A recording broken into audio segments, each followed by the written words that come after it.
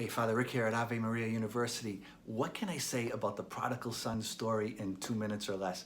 It's not going to be easy because it's a great story, maybe the greatest parable ever. But let's imagine the first audience that's hearing it. Scribes, Pharisees, Jesus' disciples, they're gathered around. He's telling a story that really kind of pulls them in. Imagine the first time hearing about that younger son who takes his dad's inheritance and goes off to a distant land and squanders it and just kind of wastes his life, making a mess out of everything. But then he decides to repent and go back home. And the father doesn't even wait for him to get in the house. He runs out and he embraces him. And just welcomes him and throws a party for him.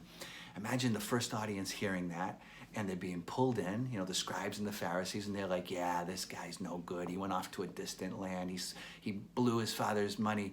And then I think of this like a whodunit murder mystery. You get the detective telling what happened, and the camera's panning, looking at all the different suspects, and the criminal thinks he's going to get away with it, and then suddenly the detective starts to reveal who actually did the murder, and the camera turns and it points right on the murder, and he just kind of goes back. And I imagine that happened to the Pharisees when he got to the part about the elder son.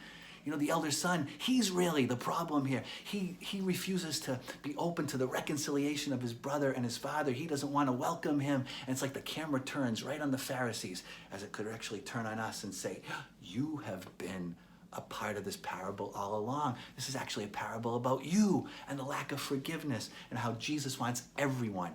He's the good shepherd who goes after every lost sheep and wants them in the fold. And we just have to welcome them along with Christ. May God give you peace.